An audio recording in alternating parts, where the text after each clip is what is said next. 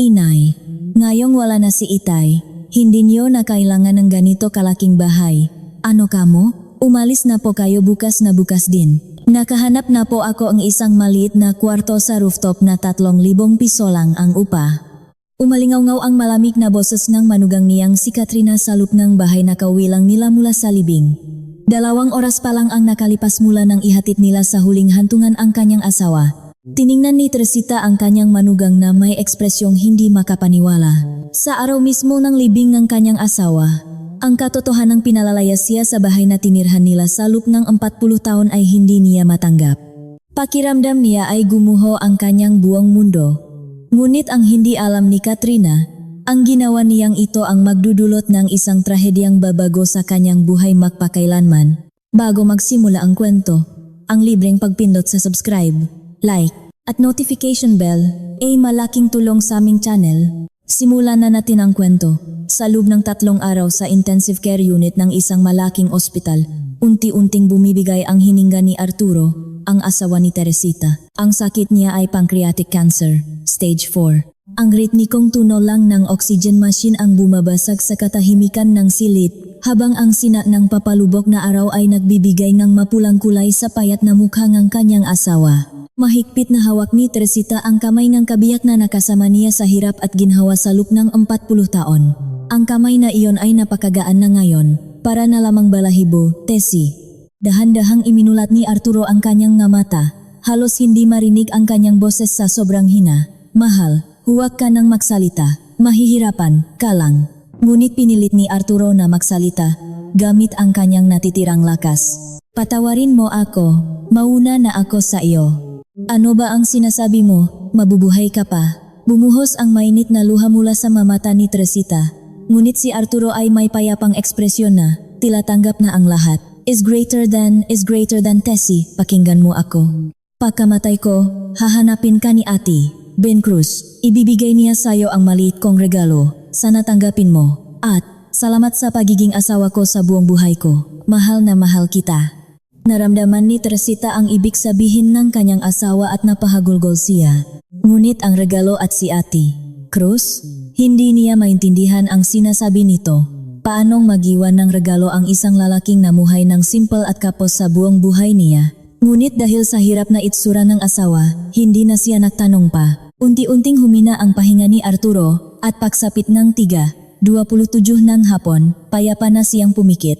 Mahal, mahal. Napuno ng sigaw ni Teresita ang silit, ngunit huli na ang lahat. Naging simple lang ang burol. Si Arturo, na namuhay ng matapat ngunit hindi marangya, ay dinalaw lamang ng ilang kapitbahay, ng anak nilang si Marco, at ng manugang na si Katrina. Nakasuot ng barong si Marco at nagpapasalamat sa mga nakikiramay. Ngunit ang kanyang mukha ay puno ng pag-alala at hindi kalungkutan. Paminsan-minsan, nagpapalitan sila ang tingin ni Katrina at may ibinubulong na tila apurahan.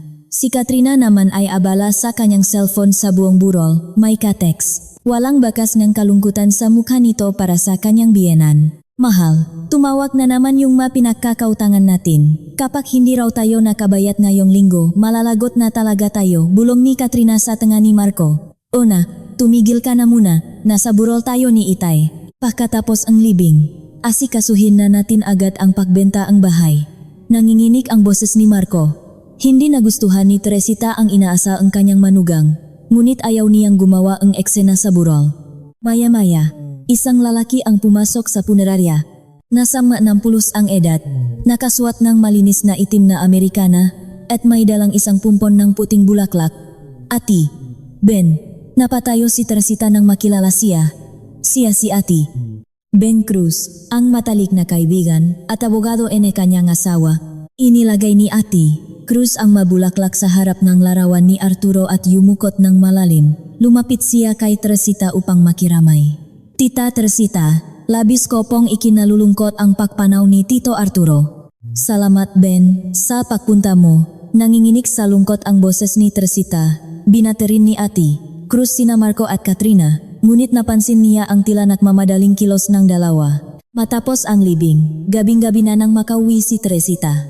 Ang bahay na tinirhan nila sa loob ng 40 taon ay napakatahimik na ngayon dahil wala na ang kanyang asawa. Umupo si Teresita sa kanilang silid at tiningnan ang nagamit ni Arturo. Ang lumang relo, ang diaryong hindi natapos basahin, ang gusot na tiket ng loto, at ang salamin na lagi niyang suot lahat ay naroon pa, pero ang asawa niya ay wala na. Bigla, nakaramdam siyang ang paninikip sa kanyang dibdib at nahirapan siyang huminga. Hinawakan ni Teresita ang kanyang dibdib at huminga ng malalim. Naalala niya ang diagnosis sa kanya ilang buwan na ang nakalipas, acute liver failure. Malinaw pa sa kanyang isipan ang seryosong mukhang doktor. Kailangan ninyo nang makahanap ng liver donor sa lalong madaling panahon. Simulan natin ang pagsusuri sa inyong mga kamag-anak. Kung hindi kayo makakatanggap ng transplant, maaring hindi na kayo umabot ng 1 taon. Ngunit noong mapanahong iyon, nasa ospital na rin ang kanyang asawa, kaya't si Teresita lang ang nakaalam ng katotohanan. Ayaw niyang dagdagan pa ang alalahanin ng asawa kaya hindi na niya sinabi. Ngayon, wala na ang kanyang asawa. At siya naman ay may taning na ang buhay isang katotohanang lalong nagpabigat sa kanyang kalooban. Makalipas ang 2 araw, bumisita si Ate Ben Cruz sa bahay ni Teresita. Tita Teresita, magandang araw po. May ipinabibigay po sa akin si Tito Arturo kaya po ako naparito. Inilabas ni Ate Cruz ang isang maliit na sobra at ibinigay kay Teresita. Ano to? Ipinabibilin po ni Tito na ibigay ko raw po ito sa inyo. Mahalaga raw po ito. At tita, kung kailangan niyo po ang tulong ko, tawagan niyo lang po ako kahit kailan. Nanginginig ang mga kamay na tinanggap ni Teresita ang sobre. Sa loob nito ay may isang mali na papel na sulat kamay ng kanyang asawa. Is greater than Tessie, tingnan mo ang photo album na madalas nating tinitingnan. Binasa ni Teresita ang sulat, ngunit dahil sa magulong sitwasyon, hindi niya nabigyan ng malalim na pag-isip ang kahulugan nito. Kinagabihan, dumating sina Marco at Katrina. Ang mamukha nila ay mas seryoso kaysa dati. Inay, may sasabihin po kami sa inyo. Maingat na sinabi ni Marco. Ano yun, anak?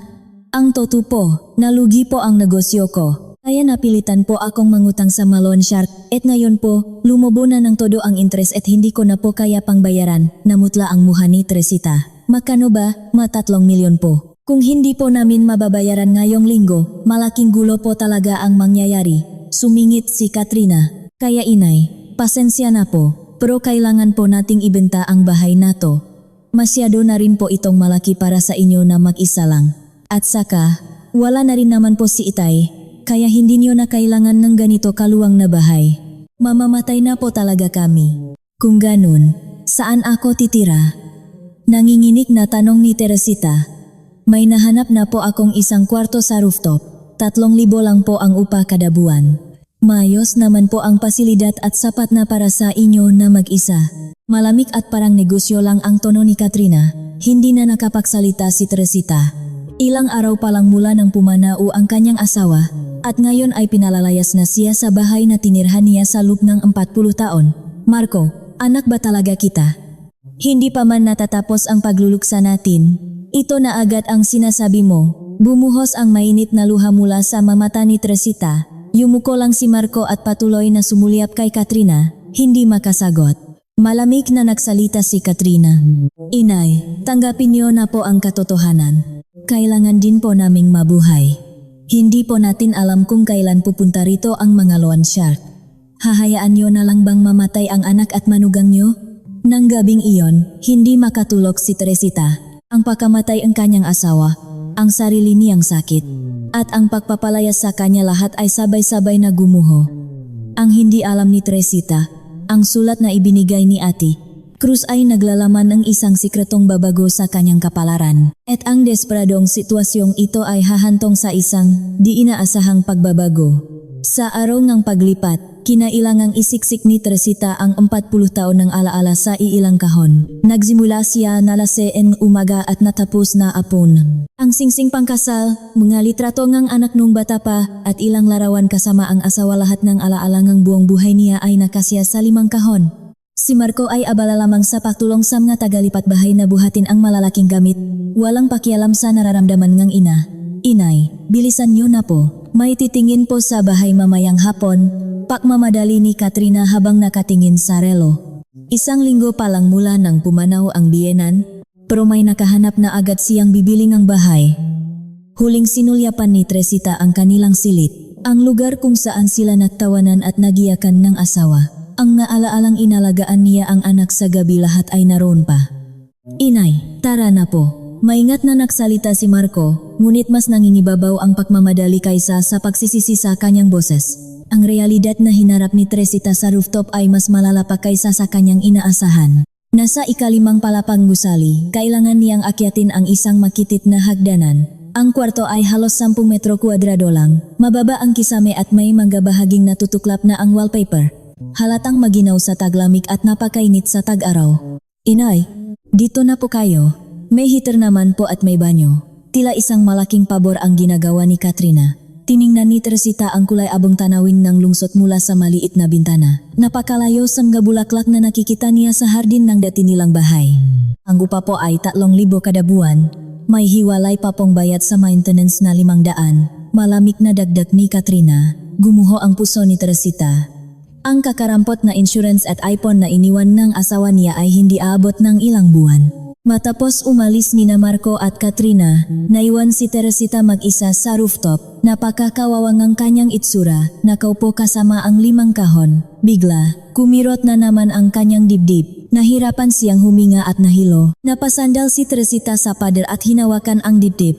Naalala niya ulit ang sinabi ng doktor.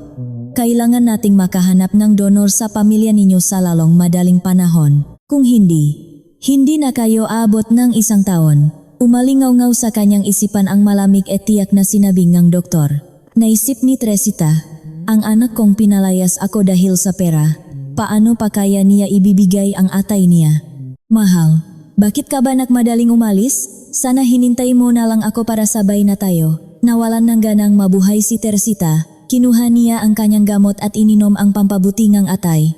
Mapait ang lasa, ngunit hindi agad nawala ang sakit sa kanyang katawan. Sa paglipas ng maaraw, lalo siyang nawalan ng pag-asa. Hindi na tumawag si Marco kahit minsan, at si Katrina ay nagte-text lang para maningil ng upa. Inay, ihanda niyo na po ang upa para sa susunod na buwan. I-deposit niyo na lang po sa account ko bago mag-25. Matapos matanggap ang malamig na text, tiningnan ni Teresita ang kanyang bankbook. Ang insurance ng asawa niya ay tayo 100,000 at ang ipon ay tayo 50,000. Kabuang dayunan 150,000 ang lahat niyang pera. Sa upa na 63,000, maintenance na 6,500, at gastos sa pagkain, kailangan niya ng hindi bababa sa 600,000 kada buwan. Kung magkakaroon ng emergency, hindi abot ng 1 taon ang pera niya. Ngunit isang mas nakakagulat na pangyayari ang naganap. Isang araw, habang naglalakad si Teresita malapit sa isang subdivision, nakita niya ang isang di kapani-paniwalang tanawin. Bumaba si Katrina mula sa isang mamahaling sasakyan. May dala siyang branded na handbag at kumikinang ang mamahaling relo sa kanyang pulso. Hindi makapaniwala si Teresita. Paanong ang manugang na nagsabing kailangan nilang ibenta ang bahay dahil sa utang ay may ganitong luho? Ang mas nakakagulat, may dala-dala siyang maraming shopping bag mula sa isang high-end na department store. Pinanut ni Teresita mula sa malayo. Masayang nakikipag-usap si Katrina sa telepono. Oh, ang sayang ang shopping ko ngayon. Nakabili ako ng bagong bag at nagpalit din ako ng relo. Rinig mula sa malayo ang masayang boses ni Katrina. Nanlamig ang buong katawan ni Teresita. Hindi siya makapaniwalang habang siya ay nasa isang maliit na kwarto. Nagpapakasasa sa luho ang kanyang manugang. Pag-uwi, hindi na napigilan ni Teresita at tinawagan si Marco. Marco, ako to. Inay, bakit po? Malamig pa rin ang boses ni Marco. Talaga bang hirap kayo dahil sa utang? Nakita ko si Katrina na nasa shopping ng mga mamahaling gamit. Tumahimik sandali ang linya. Inay, tulong po yun galing sa pamilya niya. Huwag na po kayong mag-alala. Kung may para silang pantulong, bakit nyo pa ibinenta ang bahay ko? Nangingini na sabi ni Teresita. Inay, mahirap po kung ganyan ang pag-usapan natin. Kailangan din po naming mabuhay. Nagdahilan si Marco at biglang ibinaba ang telepono. Tinitigan ni Teresita ang telepono, tulala. Hindi siya makapaniwalang ang anak na inalagaan niya sa loob 40 taon ay naging ganito kalamig. Nang gabing iyon, hindi makatulog si Teresita. Kasabay ng tunog ng ulan sa bubong, nag-flashback ang manakaraang taon. Ang magabing pinuyat niya sa pag-alaga kay Marco, ang pagtatrabaho niya sa palengke ng madaling araw para lang may pangtuwisyan ito, at ang pag-utang nila ng asawa para sa down payment ng bahay nito noong ikinasa lahat ng sakripisyo ay tila nawalan ng saysay. Bigla, naalala niya ang sulat na bigay ni Ate Cruz. Tessie, tingnan mo ang photo album na madalas nating tinitingnan. Agad siyang bumangon at hinalungkat ang makahon para hanapin ang photo album. Umaasa siyang ang huling mensahe ng kanyang asawa ay magbibigay ng pag-asa. Ngunit sa paglipat niya, nawala yata ito at hindi niya makita. Makalipas ang 2 araw, nakilala ni Teresita ang isang taong kapareho niya ng sitwasyon sa hagdanan. Naku, kayo po ba ang bagong lipat? Isang babaeng nasa 70s ang nagtanong sa kanya. Opo, Teresita po. Ako naman si Flora. Nasa ika-4 na palapak ako. Pinalayas din ako ng anak ko, 2 taon na, nagulat si Teresita. Ang pagkakaroon ng karamay ay nakapagbigay ng kaunting alif, ngunit kasabay nito ang lungkot. Nag-asawa ulit ang anak ko at hindi ako gusto ng bago niyang asawa. Kaya pinalayas niya ako rito. Ramdam sa kalmadong pananalita ni Aling Flora ang malalim na sakit, natural na nagbahaginan sila ng kanilang makwento. Nakaroon sila ng ugnayan na tanging mataong may parehong pinagdaanan lang ang makakaintindi. Hay, nako. Pinalaki natin sila, pero pagtanda natin, pabigat na lang daw tayo, buntong hininga ni Aling Flora. Sa pakikipag-usap kay Aling Flora, bahagyang gumaan ang look ni Teresita. Nang gabing iyon, habang nakatingin sa labas, naalala niya ang kanyang asawa, si Arturo. Sa loop ng 40 taon nilang pagsasama, ay halos araw-araw na pumupunta sa Lotto outlet malapit sa kanila. Bago umuwi, lagi siyang tumataya sa parehong mga numero. Mahal, tumaya ka na naman ng loto, tanong ni Teresita, at lagi ngingiti si Arturo. Oh, balang araw, mananalo rin tayo, hanggat may bukas, may pag-asa. Kahit na nanghihinayang si Teresita sa pera, ayaw niyang alisin ang maliit na pag-asa ng kanyang asawa. Minsan, nahahawa na rin siya sa pag-asa nito. Tuwing Sabado ang gabi, malulungkot si Arturo kapag hindi nanalo. Pero sa susunod na linggo, puno na naman siya ang pag-asa. Namimiss na niya ang simpleng itsura ng kanyang asawa. Namimiss ko na ang ngiti mo kapag bumibili kang loto, naluluhang bulong ni Teresita. Ang pag-asa na iyon na hindi binitawan ng kanyang asawa hanggang sa huli, ano kaya ang kahulugan nito ngayon? Ilang araw ang lumipas, muling hinanap ni Teresita ang photo album. Ngunit ang kanyang kalusugan ay lalong lumalala. Ilang araw pa, mag-isa niyang hinanap ulit ang album. Nang buksan niya ang isang kahon na hindi pa niya nabubuksan, nakita niya ito. Gusto niyang bigyan ng pag-asa ang sarili sa huling mensahe ng asawa, ano kaya ang laman nito at ipinadaan pa niya kay Ate Cruz. Ang hindi alam ni Teresita, ang photo album na iyon ay naglalaman ng isang sikretong babago sa kanyang kapalaran. At ang desperadong sitwasyong ito ay hahantong sa isang hindi niya inaasahang pagbabago. Sinubukan ni Teresita na masanay sa buhay sa rooftop, ngunit bawat araw ay isang pagdurusa. Alas 5 ng umaga. Nagigising na siya isang nakasanayan sa loop ng 40 taon ng paghahanda ng almusal para sa asawa. Ngunit ngayon, wala na siyang pagsisilbihan at wala na ring kasabay kumain. Habang nagluluto ang lugaw sa maliit na lababo, naalala niya ang nakaraan. Noong 1983, nang ikasal sila ni Arturo sa edad na 25, puno sila ng pag-asa. Mahirap man, mahal nila ang isa't isa at naniniwalang gaganda rin ang buhay. Si Arturo ay nagtatrabaho sa isang maliit na pabrika at si Teresita ay tumutulong sa isang patahian. Pareho silang hindi nakapagtapos ng high school, ngunit ang kanilang kasipagan at tiyaga ay walang katulad. Nang isilang si Marco, napakasaya nila.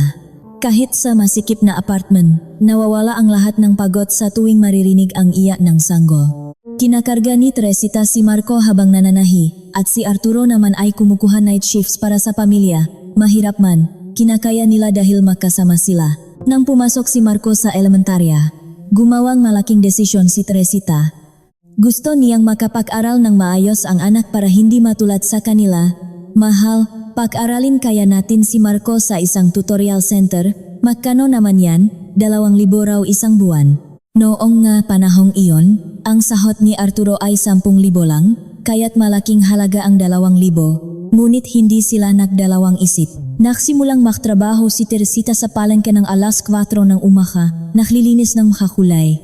Maliit lang ang kinikita niya, ngunit nawawala ang pagod kapag nakikita niyang nag-aral si Marco. Habang tumatagal, lalong lumaki ang gastos sa edukasyon, mga libro, tuition, at iba pa. Hindi gumagastos para sa sarili sina Teresita at Arturo, basta para sa pag-aral ni Marco. Ang pinakamalaking pagsubok ay noong pumasok siya sa kolehiyo. Ang tuition ay 50,000 at kulang na kulang ang naipon nila. Mahal, kailangan nating umutang. Mataas ang interes, pero hindi natin pwedeng isuko ang pag-aral ni Marco. Nakluan sila sa bangko. Ang utang para sa 4 na taong tuition at allowance ay umabot ng 800,000. Mula noon, lalong naging abala si Teresita.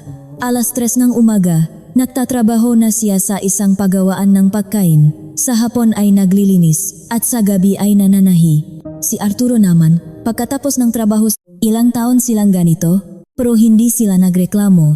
Nang makapagtapos si Marco at makapasok sa isang malaking kumpanya, pakiramdam nila ay nasuklian ang lahat ng pagod. Inay, Itay, salamat po sa lahat. Ako na po ang bahala sa inyo. Buhay na buhay pa sa alaala. Niya ang sinabi ni Marco nang ibigay nito ang unang sahod. Napakasaya nila nun. Siguro, dito na nagsimulang tumayang ang loto ang asawa niya araw-araw. May kaibigan kasi itong nanalo sa 2 Ken prize. Para kay Teresita, sayang lang ang pera, ngunit gusto niya ang itsurangang asawang umaasa. Ngunit nang ikasal si Marco kay Katrina, nagbago ang lahat. Mula umpisa, hindi na gusto ni Katrina ang biyenan niya. Ang probinsya ng pananalita at kilos ni Teresita ay nakakahiya raw para sa kanya. Mahal, parang masyadong nakikialam si inay sa atin. Nanay ko siya, nanay mo siya, pero may sarili na tayong buhay, mas mabuting dumistansya tayo. Dahil sa sinabi ni Katrina, unti-unting lumayo si Marco sa ina. Bihira na itong umuwi tuwing may okasyon at hindi na rin tumatawag. Masakit para kay Teresita, ngunit tiniis niya para iwasan ang gulo. Sapat na sa kanya na masaya ang anak. Ilang taon na ang nakalipas, nang magsimula ng negosyo si Marco, hindi nagdalawang isip sina Teresita at Arturo na tumulong. Ibinigay nila ang lahat ng naipon nilang antailang 1 milyon at isinangla ang bahay para sa antailan ng 2 milyon kabuuang antayan ang 3 milyon. Inay, pag umasenso ang negosyo, babayaran ko kayo ng dobla. Nagtiwala sila, ngunit nalugi ang negosyo at lumaki lang ang utang. Kahit ganun, hindi sinisini Teresita ang anak. Bigla, may kumatok sa kabilang kwarto. Teresita, andiyan ka ba? Boses ni Aling Flora. Agad pinunasan ni Teresita ang luha at binuksan ang pinto. Aling Flora, bakit po? Nag-almusal ka na ba? Nagluto ako ang sinigang. Sabay na tayo. Gumaan ang look ni Teresita sa ngiti ni Aling Flora. Simula nang makakilala, madalas na silang nakakamustahan at nagdadamayan. Salamat po. Nag-isa rin lang ako, sabay silang kumain sa rooftop ni Teresita. Simple man ang pagkain, mas masarap kaysa kumain mag-isa. Paano ka pala napunta rito? Maingat na tanong ni Aling Flora. Ikinuwento ni Teresita ang lahat. Mula sa pagkamatay ng asawa hanggang sa pagpapalayas sa kanya. Tumango-tango si Aling Flora, ramdam ang kanyang pinagdadaanan. Grabe, sa burol pa talaga sinabihan. Ako nga, 6 na buwan pang pinahintay nga nako. Ikinuwento rin ni Aling Flora ang kanyang karanasan. Ayah daw sa kanya ng bagong asawa ng anak niya. Sinabihan niya akong amoy matanda raw ako, kaya sinabi ng anak ko na humiwalay na lang ako ng tirahan. Naku, paano niya nasabi yun? Noong una, sobrang sakit. Hindi ko akalaing sasabihin yun ng anak na pinalaki ko sa loob ng 40 taon. Nagdamayan sila sa kanilang nasakit. Nagaroon sila ng ugnayan na tanging sila lang ang nakakaintindi. Teresita, makita tayo lagi, ha? Pag mag-isa, nalulungkot ako, pero pag may kausap, gumagaan ang pakiramdam. Ako rin po, buti na lang nakilala ko kayo. Mula nun, halos araw-araw silang nakikita. Naging magkaibigan sila na nag-alaga sa sugat ng isa't isa. Ilang araw pa, naglakat-lakat sila sa labas. Matagal na siyang hindi nakakalabas, kaya medyo gumaan ang pakiramdam niya. Ngunit habang naglalakat, bigla siyang nahilo. Nang hina ang kanyang nabinti at muntik na siyang matumba. Teresita, ayos ka lang. Agad siyang inalalayan ni Aling Flora. Ayos lang ako, medyo nahilo lang. Ngunit namumutla si Teresita at pinagpapawisan. Hindi ba dapat magpatingin ka na sa doktor? Hindi, pagod lang to. Hindi pa rin sinabi ni Teresita ang tungkol sa kanyang sakit. Ayaw niyang mag-alala pa si Aling Flora. Pag-uwi, uminom siyang gamot at humiga.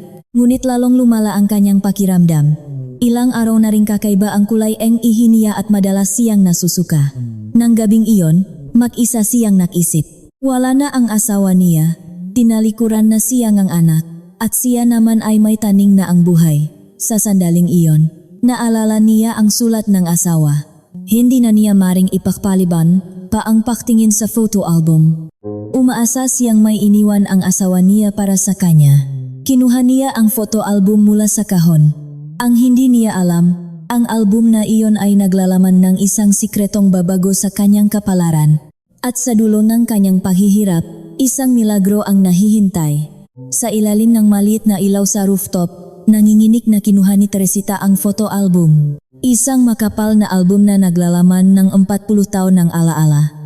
Sa unang pahina, isang itim at puting larawan ng batang Teresita at Arturo, nakangiti. Ang kanilang kasal. Mahirap sila nun, ngunit puno ng pag-asa ang kanilang mamata. Naluha si Teresita. Kung may babalik lang niya ang panahon. Sa masumunod na pahina, puro larawan ni Marco. Ang binyag, ang unang hakbang, ang unang araw sa eskwela. Mga alaalang nagpapakita kung gaano nila kamahal si Marco. Sa ika-4 na pahina, napatigil si Teresita.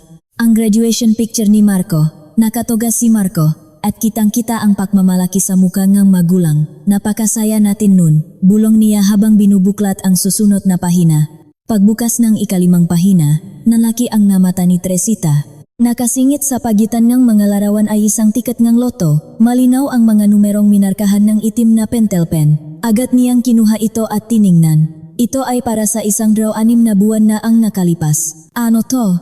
Bakit ito nandito? Naguluhan si Teresita. Habang buhay tumayang ang loto si Arturo pero hindi nanalo.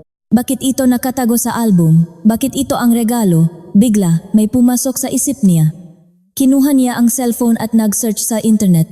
Impossible, hindi siguro. Nanginginig ang kanyang kamay. Hinanap niya ang winning numbers para sa draw na iyon.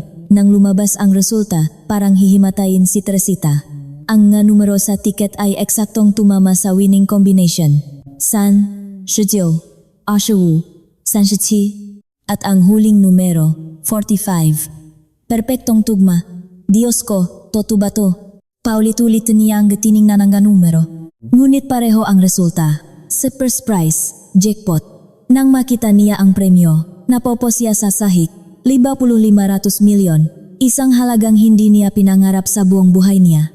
Natulala si Teresita. Araw-araw kang tumataya, nanalo ka rin pala. Nanginginig niyang sabi. Naalala niya ang huling sinabi ng asawa. Tanggapin mo ang maliit kong regalo. Maliit na regalo, ngunit isang napakalaking biyaya. Niyakap ni Teresita ang tiket at umiyak. Halo-halong saya, lungkot, at pagtataka ang kanyang naramdaman. Maya-maya, kumalma siya at muling nag-search. Paulit-ulit niyang kinumpirma ang nga numero, tugma talaga. Nang mahimasmasan, hinanap niya ang paraan kung paano kunin ang premyo, ayon sa resulta. Kailangan itong kunin sa loob ng 1 taon. May 6 na buwan pa siya. Ngunit hindi agad siya pumunta. Masyadong malaki ang gulat at hindi niya alam ang gagawin. Ilang araw niyang itinago ang sikreto. Kahit kay Aling Flora, hindi niya sinabi. Kung may 11 milyon siya, malulutas ang lahat. Pambayad sa ospital at makakalipat na siya sa mas magandang lugar at higit sa lahat mababayaran ang utang ng anak. Ngunit naguguluhan siya. Dapat ba niyang sabihin sa anak at manugang na pinalaya siya? Dito niya naalala ang sinabi ni Ate Cruz. Kung kailangan niyo po ang tulong, tawagan niyo lang ako. Ilang araw pa. Namalengke sila ni Aling Flora. Normal na araw lang. Ngunit may malaking sikreto si Teresita. Teresita, parang mas masaya ka ngayon. May maganda bang nangyari? Tanong ni Aling Flora. Wala naman. Dahil siguro sa iyo, gumaan ang loob ko. Pilit na sumagot si Teresita. Habang namimili, iba na ang pakiramdam niya sa pagtingin sa presyo. Dati, bawat piso ay mahalaga. Ngayon, hindi na niya kailangang mag-alala. Pero maingat pa rin siya, baka magtakas si Aling Flora. Pauwi, bigla niyang naisip si Marco. Kahit gaano kasama ang ginawa nito, namimiss niya pa rin ang anak na nagbigay sa kanila ng saya. Ano kaya ang magiging reaksyon nito kapag nalaman ang tungkol sa 9,500 milyon? Pero natatakot din siya. Baka dahil lang sa pera kung bumalik ito. Nang gabing iyon, nag-isip si Teresita. Bakit itinago ng asawa niya ang tiket sa album? Ano ang gusto niyang mangyari? Naintindihan na yata niya. Ito ang huling regalo ng asawa niyang minahal ang pamilya sa kabila ng kahirapan. Pero paano niya ito gagamitin? Ibibigay ba niya sa anak o gagamitin para sa sarili? Ilang araw pa, nakasalubong sila ni Marco sa isang tindahan. Inay, anong ginagawa niyo rito? Gulat na tanong ni Marco, namimili. Ikaw, may bibilhin lang din po. Puno pa rin ng pag-aalala ang mukha ni Marco. Kahit naibenta na ang bahay, hindi pa rin maganda ang itsura niya. Marco, kumusta na ang utang niyo? Hindi ba nabayaran na? Malamig ang tono ni Teresita. Hindi po, inay. Maliit na bahagi lang po ang nabayaran. Malaki pa po ang kulang. May lungkot sa boses ni Marco. Pero si Katrina, paano siya nakakapag-shopping ng mamahaling gamit? Diba tumulong ang pamilya niya? Sana sila na rin ang tumulong sa utang niyo. Nagulat si Marco. Espesyal na kaso po yun. Espesyal na kaso, mas espesyal pa ba ang mamahaling bag kaysa sa pagpapalayas sa nanay mo sa isang rooftop? Lalong lumamig ang boses ni Teresita. Yumuko lang si Marco. Marco, mas mahalaga pa ba ang manugang na 3 taon mo palang kasama kaysa sa nanay na nag-alaga sa iyong 40 taon? Inay, hindi po sa ganonen. Ano? Pabigat ako at si Katrina ang pamilya mo. Hindi na nakasagot si Marco. Inay, kumusta po kayo diyan? Hindi po ba kayo nahihirapan? Pilit na iniba ni Marco ang usapan. Mahirap. Pinalayas mo ako sa bahay na 40 taon kong tinirhan, sa tingin mo ba madali? Matigas na sagot ni Teresita. Pasensya na po, hayaan mo na. Ako naman ang pumili nito. Hindi na ako parte ng pamilya, kaya huwag ka nang mag-alala. Hindi na nagpatuloy ang usapan. Umalis na si Marco. Malamig na tiningnan ni Teresita ang likod ng anak. Alam niyang magbabago ito kapag nalaman ang tungkol sa 50-500 milyon. Kaya ayaw na niyang sabihin. Nang gabing iyon, muling tiningnan ni Teresita ang tiket. Isang maliit na papel na babago sa kanyang buhay. Mahal, isang malaking regalo at isang malaking problema ang iniwan mo, bulong niya sa larawan ng asawa. Itinago ni Teresita ang sikreto sa loob ng ilang araw. Tuwing umaga, umaasa siyang panaginip lang ang lahat. Napakabigat dalhin mag-isa. Itinago niya ang tiket sa isang sobra sa ilalim ng kanyang madamit. Ngunit hindi na niya kayang itago ito mag-isa. Ilang araw pa, nagpasama siya kay Aling Flora sa ospital. Lalong lumalala ang kanyang pakiramdam. Ginang Teresita, tumaas po ang liver enzymes niyo. Kailangan nating palitan ang gamot niyo, sabi ngang doktor. Nanlamig ang buong katawan ni Teresita. Gaano po kalala? Sa totoo lang po, mas bumilis ang paglala. Kailangan na po nating magmadali sa liver transplant. Mayroon po ba kayong kamag-anak na pwedeng magdonate? Malamig ang sinabi ngang doktor. May isa po akong anak.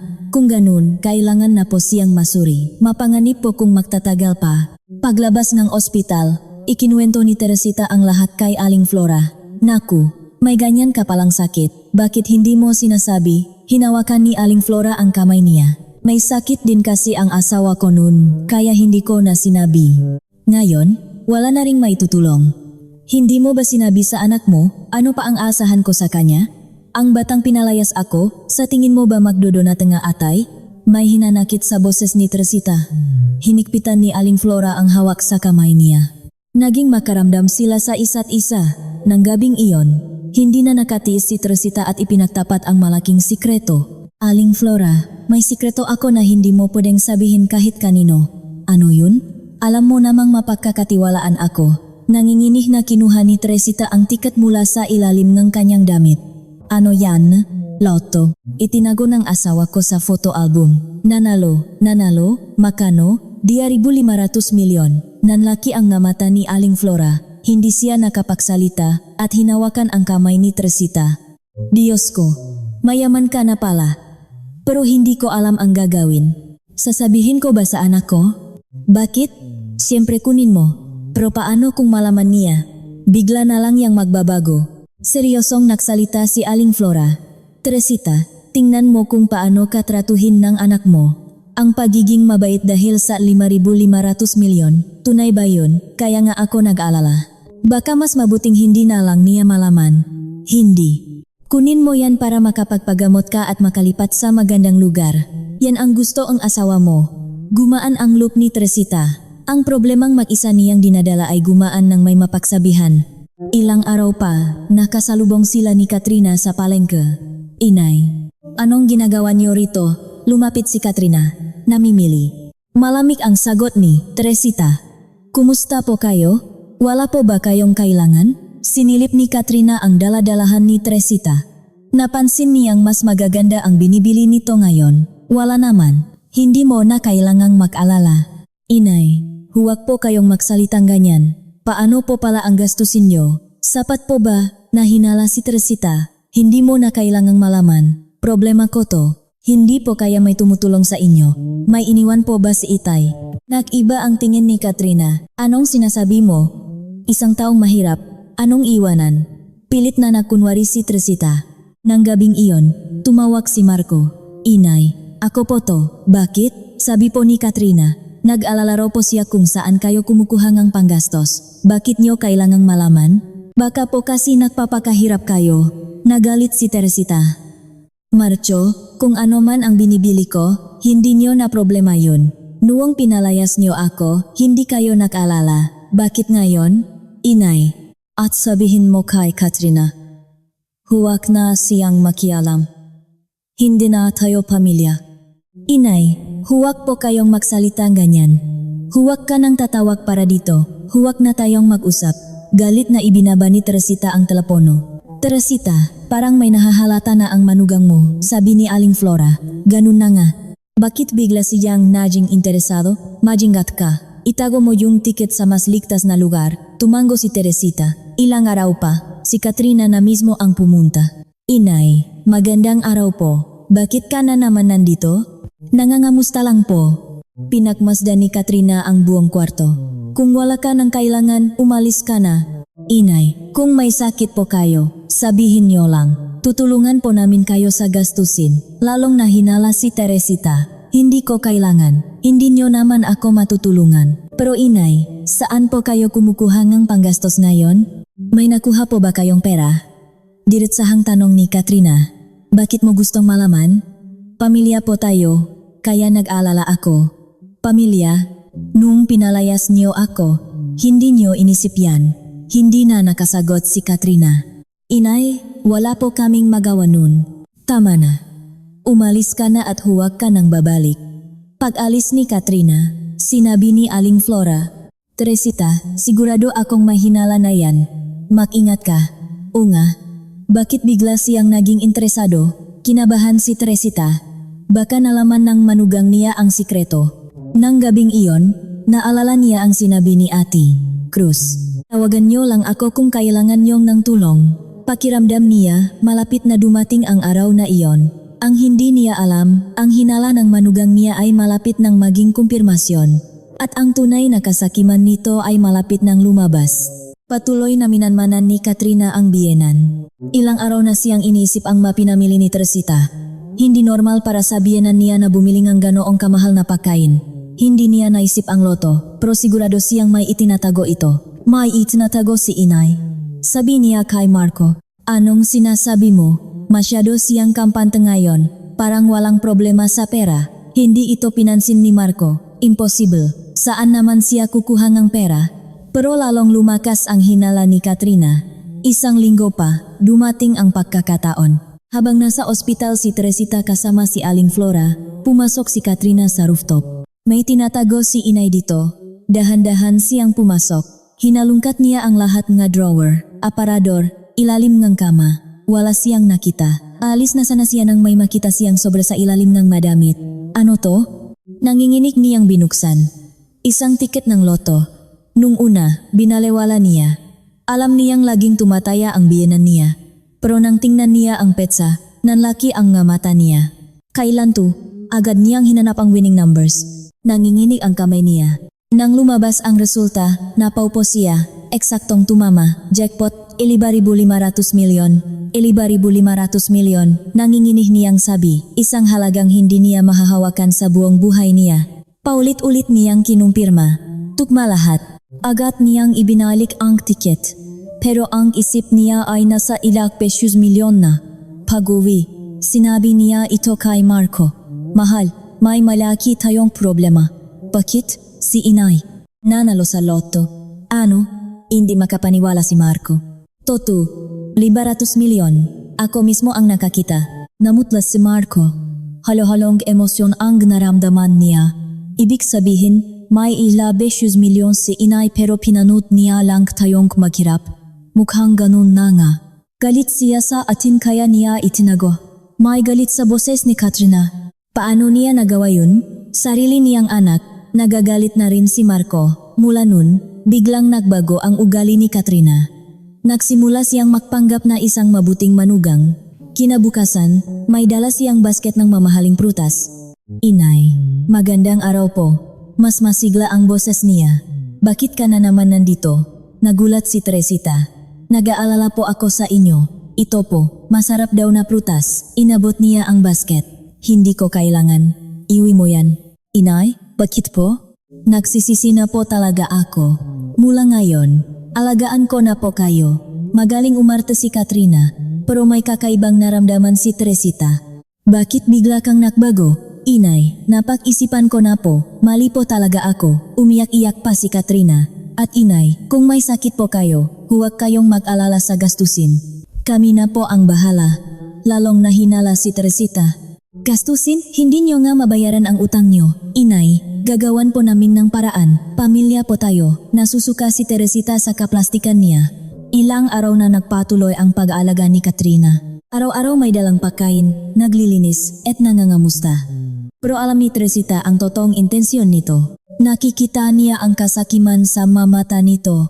Isang araw, diretsahan na siyang nagtanong. Inay, may iniwan po ba si Itay? Anong sinasabi mo? Baka po may tinago siyang ipon o kung ano.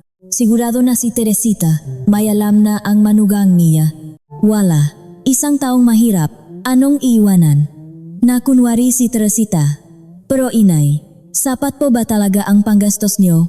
Baka po may tumutulong sa inyo. Bakit mo ba laging tinatanong yan? Nag-aalala lang po ako. Nagalit si Teresita. Nang gabing iyon, sinabi niya ito kay Aling Flora.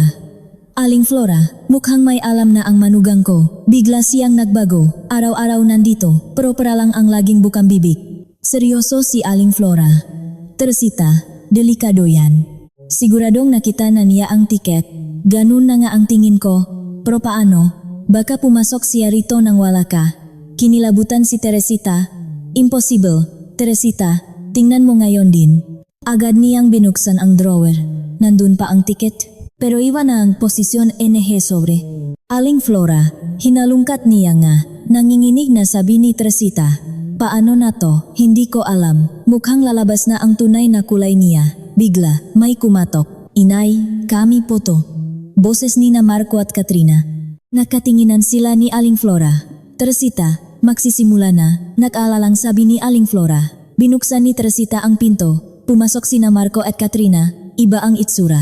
Inay, may sasabihin po kami. Seryosong sabi ni Marco. Ano yun? Inay, tama na po ang pagtatago. Magsabi na po kayo ng toto. Tiningnan ni Katrina si Teresita. Naramdaman ni Teresita ang lahat. Nagsisimula na ang tunay na pagsubok. Ang hindi niya alam, ang kasakiman na ipapakita ng anak at manugang niya ay hindi niya inaasahan. At isang malaking pagsubok ang haharapin niya. Umupo sina Marco at Katrina sa harap ni Teresita. Wala na ang pekengiti sa kanilang mga muha. Gusto ni Katrina na umalis si Aling Flora, ngunit nanatili ito sa tabi ni Teresita bilang suporta. Inay, alam na po namin ang lahat, sabi ni Marco. Anong alam nyo na kunwari si Teresita? Yung loto, yung 800 milyon, diretsahang sabi ni Katrina. Nanigas si Teresita. Nagulat si Aling Flora. Paano nyo nalaman? Nakita ko po. Yung nasa sobre sa ilalim ng damit nyo. Naginit ang ulo ni Teresita. Hinalungkat mo ang gamit ko, hindi yun ang mahalaga. Ang problema, may 500 milyon kayo pero hindi nyo sinabi. Tumataas na ang boses ni Katrina. Sumingit si Marco. Inay, paano nyo nagawa yun? Naghihirap kami pero tinago nyo yun.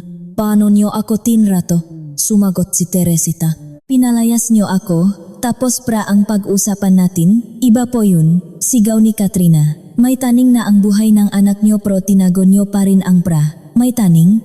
Pero may pambili ka nga mahaling gamit. Natahimik si Katrina. Yun ay, ano?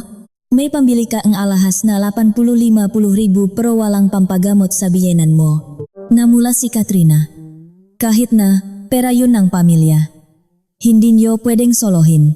Lumabas na ang tunay na kulay niya. Pumanik si Marco. Inay, tama po si Katrina. Iniwan niya ni Itay, kaya may karapatan kami. Karapatan? Buhay pa ako. Nagulat si Teresita. Inay, ang ibig ko pong sabihin, ayusin na natin ang legal na usapan. Palusot ni Marco. Mas diretsahan si Katrina. Inay, anong gagawin niyo sa pera? Sosolohin niyo. Pera ko to, kaya ako ang magdedesisyon. Hindi pwede. Naghihirap si Marco. Galit na sabi ni Katrina. Kinilabutan si Aling Flora.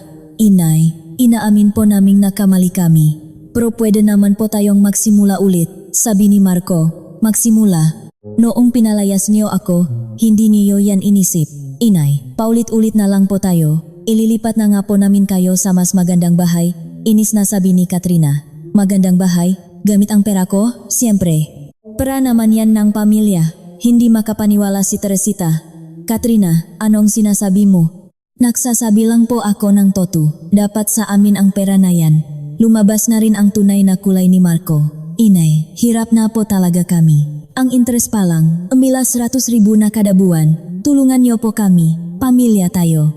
Naano mo si Teresita? Pamilya? Dahil lang sa 200 milyon? Inay, bakit ang sama niyo? Umiyak-iyak si Katrina. Sinong masama? Pinalayas niyo ako. Hinalungkat ang gamit ko. Yan ba ang hindi masama? Walang hiyang sumagot si Katrina. Buti na lang hinalungkat ko, kundi tinago niyo lang yan. Hindi ko tinago, hindi ko lang kayo mapagkakatiwalaan. Hindi mapagkakatiwalaan.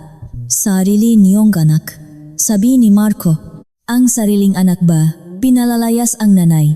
Walang masabi si Marco. Diretsahan nang humingi si Katrina. Inay, tama na. I claim na natin ang premyo. Tutulungan po namin kayo. Sino nagsabing kukunin ko? Bakit? Hindi niyo kukunin. Pwede. Namutla si Katrina. Inay, huwag po kayong magbiro.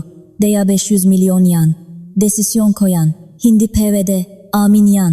Sigaw ni Katrina. Teresita, ayos ka lang. Hinawakan ni Aling Flora ang kamay niya. Inay, parang awan niyo na. Mamamatay na po ako, sabi ni Marco. Kung mamamatay ka, bakit mo ibinenta ang bahay?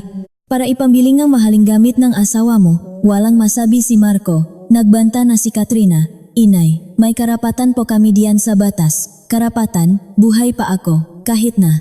Hindi na napigilan ni Teresita. Karapatan? Obligasyon Neo. Kinalimutan Neo. Inay, kung kayang po kayo, wala na po kaming magagawa. Sumingit si Aling Flora. Anong ginagawa niyo? Bakit niyo ginaganito ang matanda? Huwag kang makialam. Usapan to ang pamilya. Nagdesisyon na si Teresita. Sige. Alam ko na kung sino kayo. Inay, kukunin niyo na po? Kumislap ang mata ni Katrina. Hindi. Ibig sabihin, wala na tayong pakialamanan. Nagiba ang mukha ni na Marco at Katrina. Biglang tumayo si Katrina. Inay, karapatan namin to.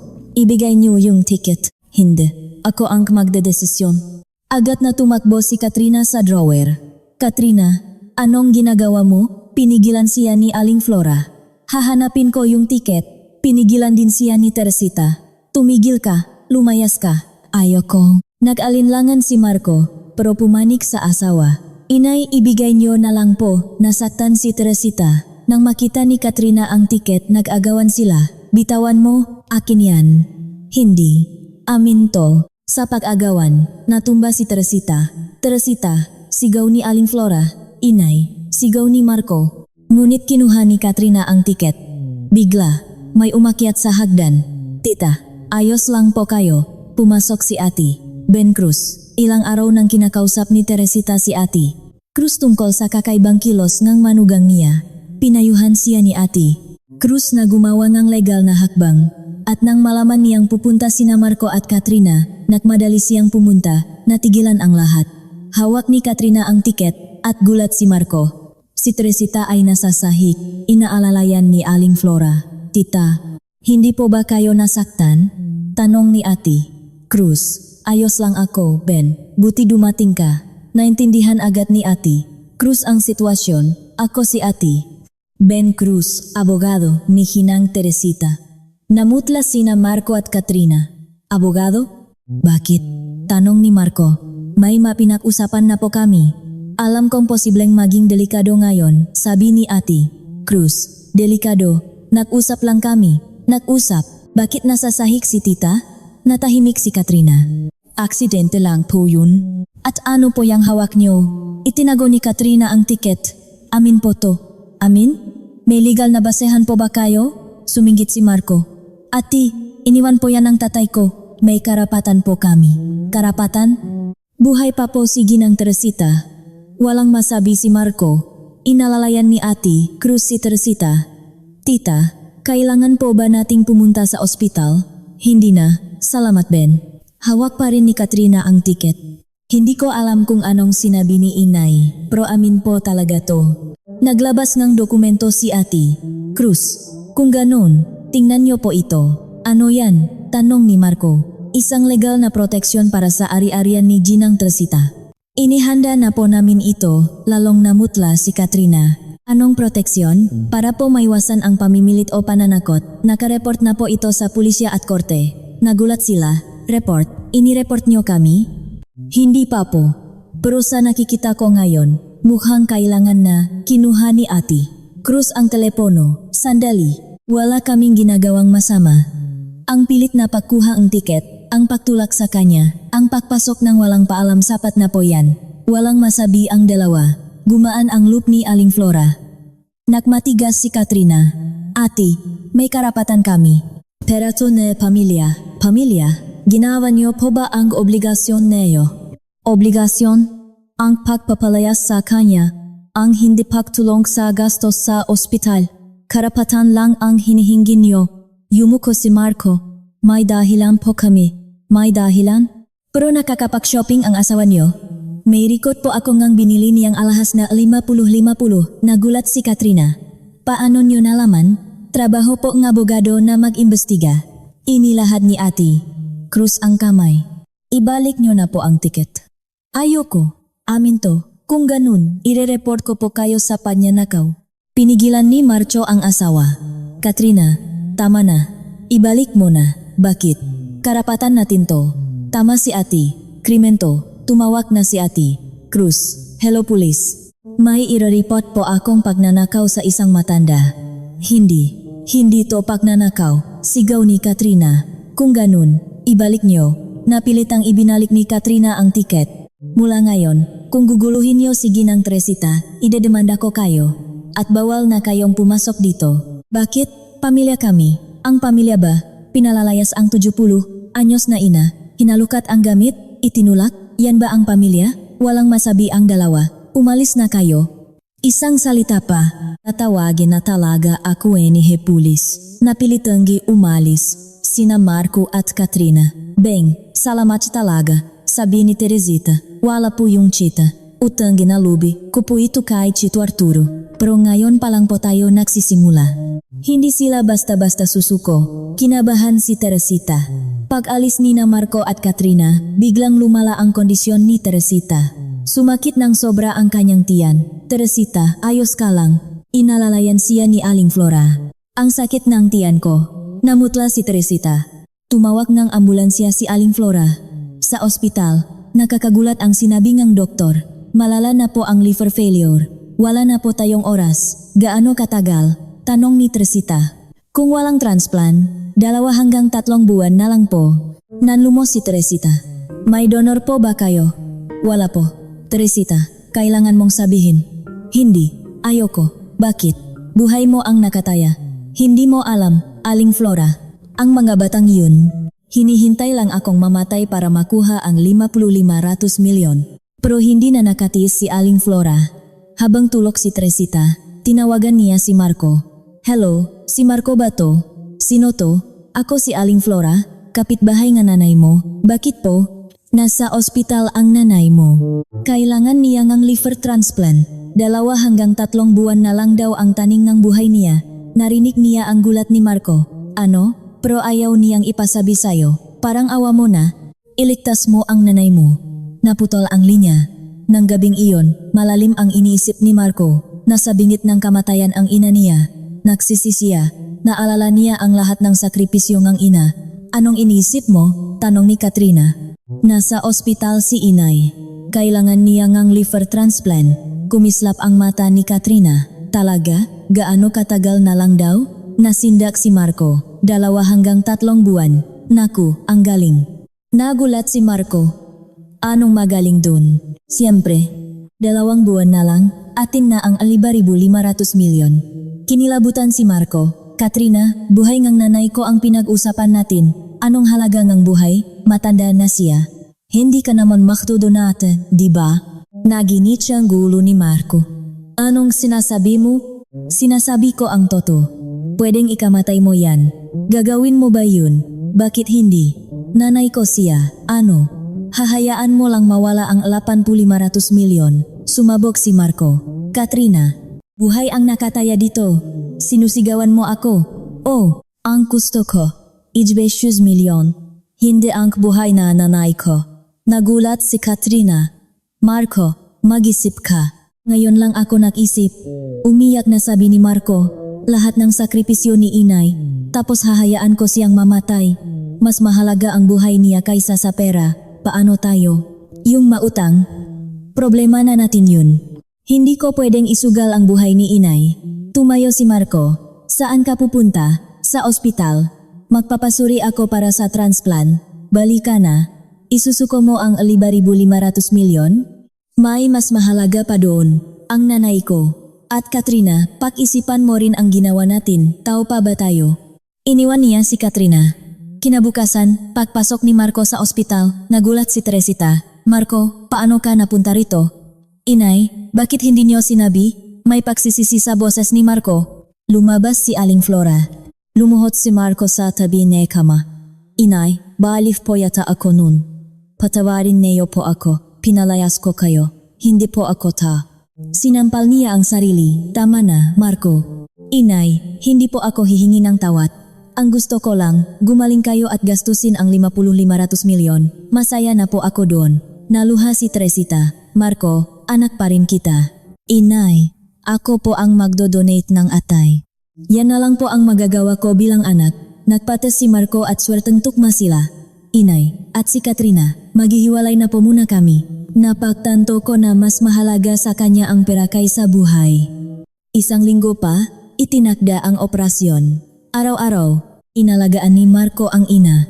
Bago ang operasyon, dumalaw si Ate Cruz. Tita, sana maging matagumpay ang operasyon. Salamat Ben, Marco, nagbago ka na nga, sabi ni Ate Cruz. Huli naman, natuto na rin po ako. Nang gabing iyon, sinabi ni Teresita ang plano niya. Marcho, naisip ko na kung saan ko gagamitin ang 500 milyon. Kayo po ang bahala, inay. Ang kalahati, idodonate ko. Para sa mga taong nangangailangan ng transplant, ang kalahati, gagamitin ko. Magta-travel ako. Matagumpay ang operasyon. Pagmulat ni Teresita, nakita niya si Marco sa tabi niya. Inay, gising na po kayo. Ayos lang ako. Ikaw, ayos lang din po. Nag-iyakan sila. 1 buwan pa, nakalabas na sila. Lumipat si Teresita sa isang bagong apartment. Si Marco, sa isang maliit na kwarto malapit sa kanya. Hindi matanggap ni Katrina ang desisyon ni Marco. Tumawag ito, balik ka na. Isinuko mo ang 5,500 milyon para sa matandang yun. Hindi na kita kailangan. Ibinaba niya ang telepono. Gumaan ang loop ni Marco. Ang pera ni Katrina ay naubos sa luho at maling investment. Bumalik siya kay Marco. Marco, tulungan mo ako. Sino ka para utusan ako? Tapos na tayo. Problema mo yan. Hindi na natinag si Marco. Ang kalahati ng 100 milyon ay ginamit para magtayo ng Arturo and Teresita Foundation para sa mga pasyente. Ang kalahati ay ginamit ni Teresita para mag-enjoy. Si Marco naman, nagsikap para bayaran ang utang niya. Isang hapon, naglalakad si Teresita kasama sina Aling Flora at Ate Cruz. Teresita, ang saya-saya mo na, sabi ni Aling Flora. Dahil sa inyo to. Siguradong masaya si Tito Arturo sa langit, sabi ni Ate Cruz. Oo nga. Ang maliit niyang regalo, nagbago ngang lahat, dumating si Marco. Inay, kumusta po ang araw niyo? Masaya. Naglakat-lakat kami. Mabuti po. Masaya si Marco na makitang masaya ang ina. Papalubok na ang araw. Nagpasalamat si Teresita sa asawa. Mahal, salamat. Dahil sa regalo mo, naging pamilya ulit kami. Naintindihan na niya. Ang tunay na regalo ay hindi ang ₱9,500 milyon, kundi ang pagkakataong matutunan ang tunay na kahulugan ng pamilya. Panghuli, salamat sa panonot. Minsan, may mga bagay na mas mahalaga kaysa pera. Ang pagmamahal na pamilya, ang tunay na ugnayan, at ang pagmamalasakit sa isa't isa. Mag-subscribe, like, at iyon ang notification bell. At sana, tulad ni Teresita, matagpuan niyo rin ang tunay na kaligayahan. Magbabalik kami na may bago at interesanteng kwento. Salamat!